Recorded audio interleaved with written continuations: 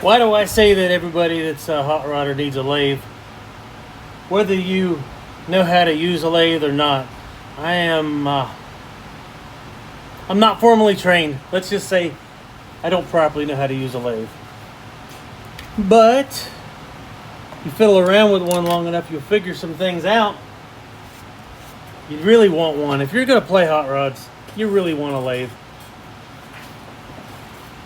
And there's plenty of YouTube videos out there to learn how to use it. Let's have an example here of something that happened. I've already done this side. I got myself a nice AEM filter. It's my favorite one. Well, they don't sell brackets for it, so I got some brackets elsewhere. Somebody said they'd fit. That doesn't fit. Why does it not fit? Because that is a 2-inch filter. This bracket relaxed 19845. So, what are you going to do? Are you going to take a die grinder and buzz it out until it fits? You could do that. It would be effective. It would work. But are you building a really nice car? Do you really want it to fit? Do you want an excuse to buy a nice piece of 1960s used equipment? Marketplace is calling.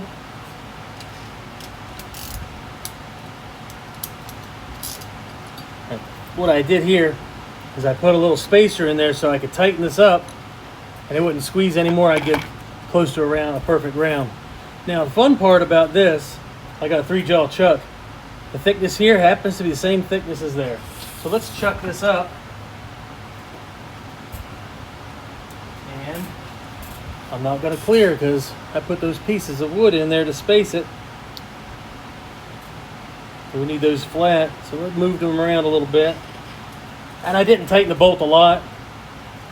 The lathe will finish this off for me.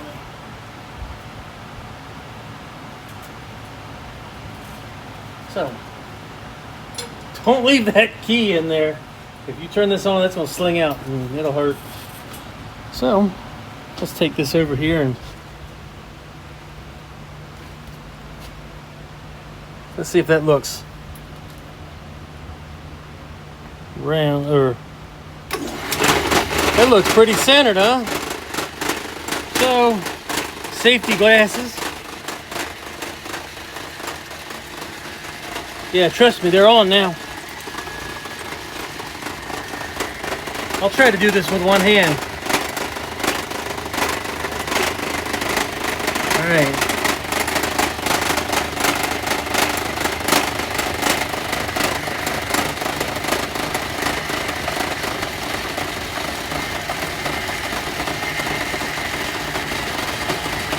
Just starting to skim it. I think I'm skimming it. I got a power feed down here. And as soon as I hit it, this starts moving and I start cutting. And it's taking a skim cut. Now I'm only gonna ever do skim cuts because I can always make more cuts, but I don't have an easy time putting material back on. And I've got a very slow cut speed on here. I could go faster.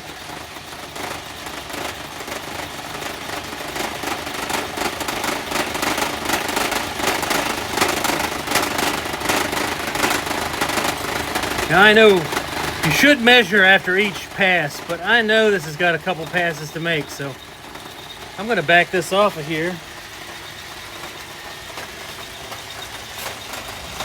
Yeah, keep a shop vac down there for all the mess, because it's gonna get messy.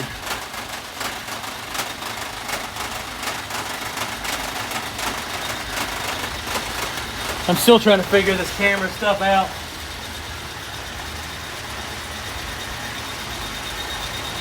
This is why you want safety glasses, because you're going to be watching close in here.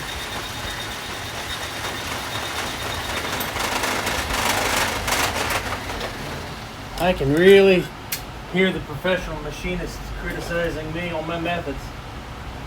And you know what? Sometimes criticizing, even if somebody's being a smart aleck, sometimes criticizing can be a very effective learning tool.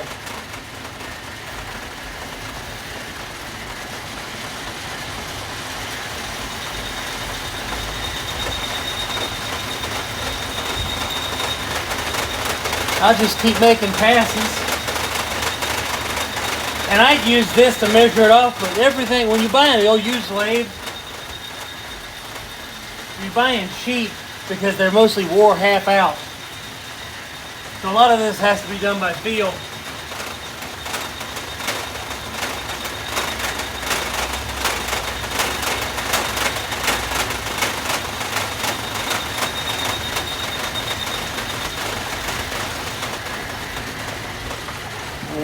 Measure again, see where we get to.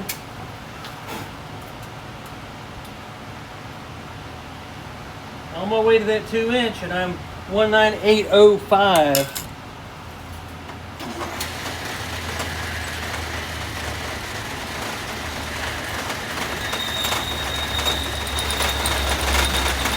I promise you, it's burning up out here right now. And in May, and it's almost 100 degrees out in the shop.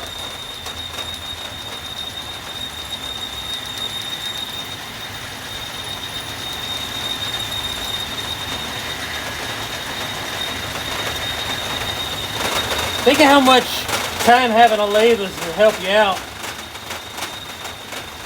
You get to a Saturday afternoon project,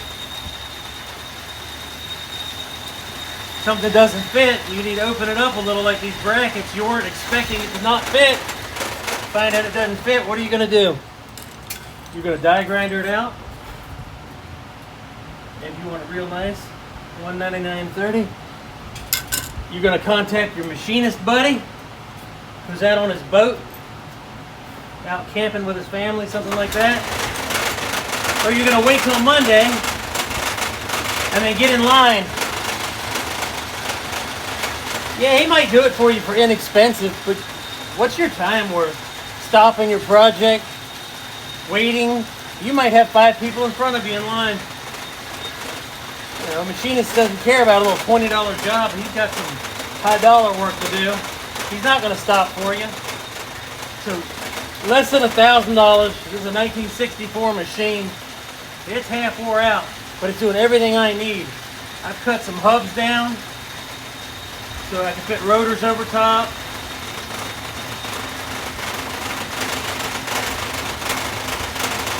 I've made a few things.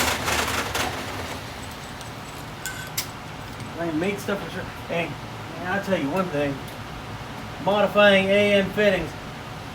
20065. Let us try this out.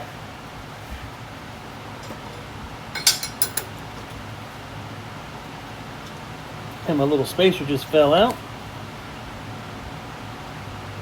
See how that slid on? I didn't scratch it or anything.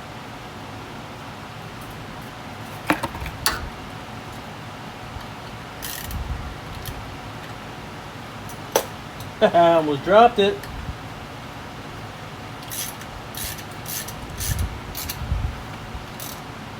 Look at that. Fit on there perfectly. And this black anodized finish. Right, I don't have it on the inside of the bracket. But you could touch that up, or you could put a little bit, you could open it a little farther and put a little felt lining in there or something. But look at there. Nothing. Not a mark on that filter. And now I've got brackets that fit. And we can frame rail mount this filter. See there? Go get a lathe. That's one of the best tools you can have in a shop if you're doing some stuff and When have you ever had a project you didn't have to cut, modify, or do something? Never. Or if you haven't had the project you didn't have to modify, you haven't had a real project. Go find a lathe on Marketplace. I'm out of here. Have a great afternoon. Yeah, I thought I was done with that video, but I figured I might have show a little something I've done on the lathe as an amateur.